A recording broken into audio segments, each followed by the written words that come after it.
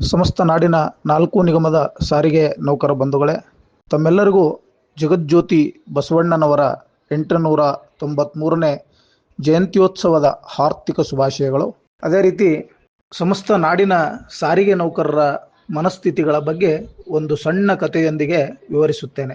ಒಂದೂರಲ್ಲಿ ಆ ಊರಿನ ರಾಜ ಪ್ರತಿಯೊಬ್ಬರ ಕಷ್ಟ ಕಾರ್ಪಣ್ಯಗಳಲ್ಲಿ ಭಾಗಿಯಾಗುತ್ತಿದ್ದ. ಅದೊಂದು ದಿನ ವಿಧಿಯಾಟಕ್ಕೆ ಅಕಾಲಿಕ ಮರಣ ಹೊಂದುತ್ತಾರೆ. ಆ ಊರಿನ ಸಕಲ ಜನ ಶೋಕಸಾಗರದಲ್ಲಿ ಮುಳುಗುತ್ತದೆ.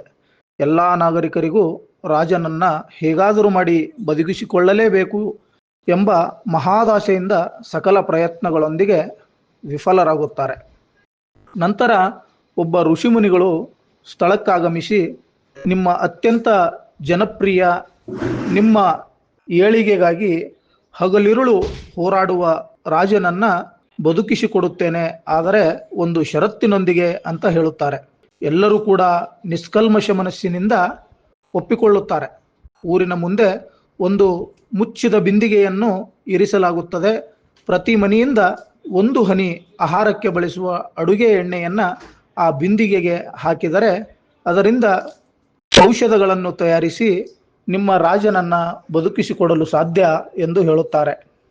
ಆ ಊರಿನ ಜನ, ನಾನೊಬ್ಬ ಒಂದು ಹನಿ ಅಡುಗೆ ಎಣ್ಣೆ ಹಾಕದಿದ್ದರೆ ಏನೂ ತೊಂದರೆ ಇಲ್ಲ, ಏಕೆಂದರೆ ನಮ್ಮ ರಾಜ ಇಡೀ ಊರಿನ ಸಕಲ ನಾಗರಿಕರಿಗೂ ಬೇಕಾಗಿರುವವನು, ಹೀಗಾಗಿ ಬದುಕುತ್ತಾನೆಂಬ ಮಹಾದಾಶೆಯೊಂದಿಗೆ ಆ ಊರಿನ ಜನ ಖುಷಿಯಾಗಿರುತ್ತಾರೆ.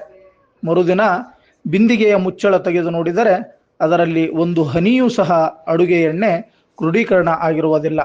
ಅದರಿಂದ ರಾಜನನ್ನ ಬದುಕಿಸಿಕೊಳ್ಳಲು ಊರಿನ ಸಕಲ ನಾಗರಿಕರು ವಿಫಲರಾಗುತ್ತಾರೆ.